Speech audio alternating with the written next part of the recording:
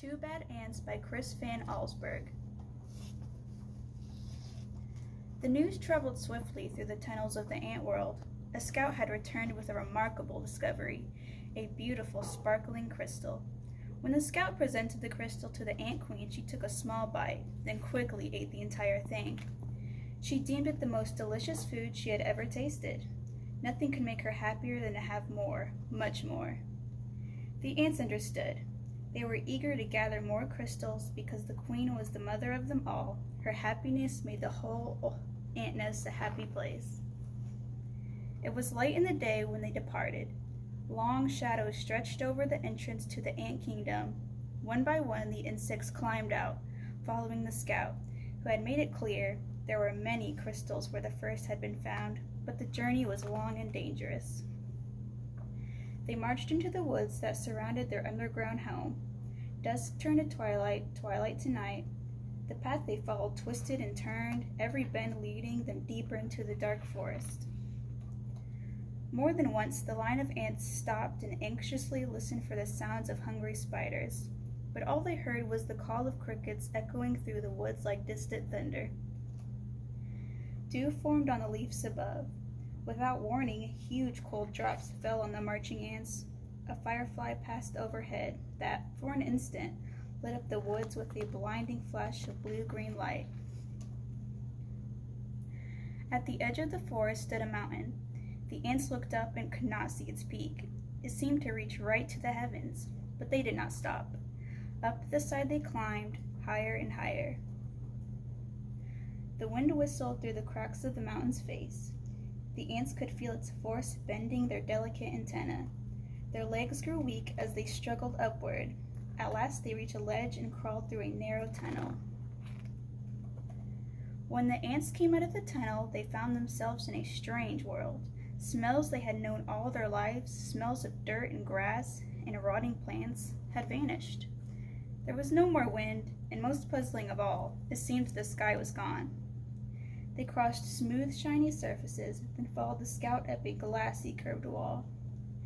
They had reached their goal. From the top of the wall, they looked below to a sea of crystals. One by one, the ants climbed down into the sparkling treasure. Quickly, they each chose a crystal and turned to start the journey home. There was something about this unnatural place that made the ants nervous.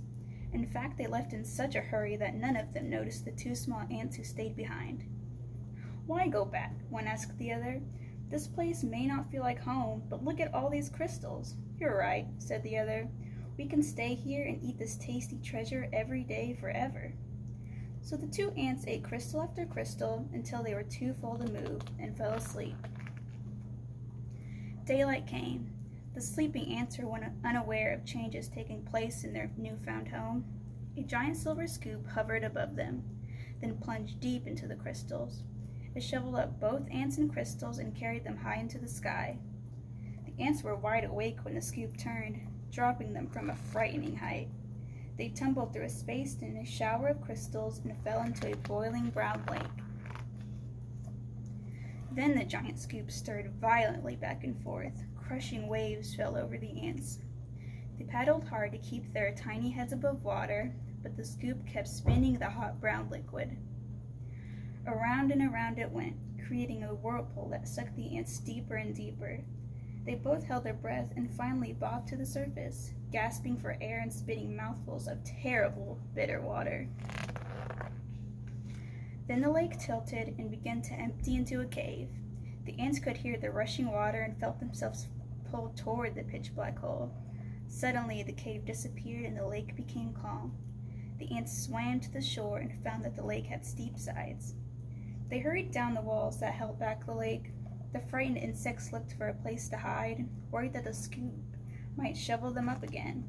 Close by, they found a huge round disc with holes that could neatly hide them.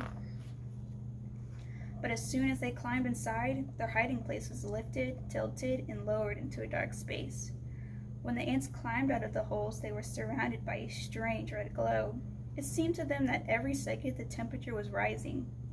It soon became so unbearably hot that they thought they would soon be cooked. But suddenly, the disc they were standing on rocketed upward, and the two hot ants went flying through the air. They landed near what seemed to be a fountain, a waterfall pouring from a silver tube. Both ants had a powerful thirst and long dipped their feverish heads into the refreshing water. They quickly climbed along the tube. As they got closer to the rushing water, the ants felt a cool spray. They tightly gripped the shiny surface of the mountain and slowly leaned their heads onto the falling stream, but the force of the water was much too strong. The tiny insects were pulled off the fountain and plunged into the wet, dark chamber. They landed on their half-eaten fruit and other soggy things. Suddenly, the air was filled with loud, frightening sounds. The chamber began to spin. The ants were caught in a whirling storm of shredded food and stinging rain. Then, just as quickly as it had started, the noise and spinning stopped. Bruised and dizzy, the ants climbed out of the chamber. In daylight once again, they raced through puddles and up smooth metal wall. In the distance, they saw something comforting, 2 long, narrow holes that reminded them of the warmth and safety of their old underground home. They climbed up into the dark openings, but there was no safety inside these holes. A strange force passed through the wet ants. They were stunned senseless and blown out of the holes like bullets from a gun.